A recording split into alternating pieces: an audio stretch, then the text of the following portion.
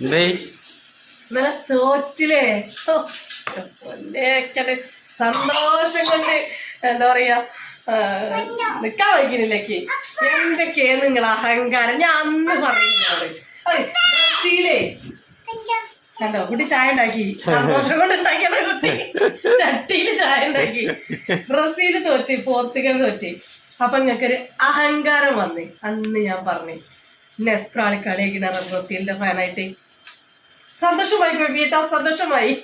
അത് ജയം തോൽവിയൊക്കെ കളിയിൽ അതല്ലെങ്കിൽ നിങ്ങൾ ഞങ്ങൾ തോറ്റോ പറയുന്നത്. ഇവിടെ വാ മോളെ, മോളെ ഒളിച്ചു നിക്ക.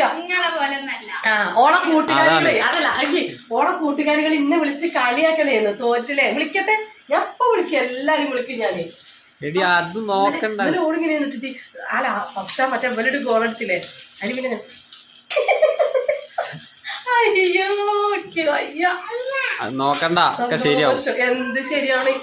അടുത്ത പ്രാവശ്യം പിടിക്കും. മെസ്സി തോറ്റി. അതൊന്നും പ്രശ്നമല്ല, ഞങ്ങൾക്ക് ഇതൊന്നും പുത്തിരിയല്ല. മനസ്സിലായി, കള്ളകളി വെച്ച് ജയിച്ചു. അതൊന്നും ഞങ്ങൾക്ക് പ്രശ്നമല്ല. ഞങ്ങൾ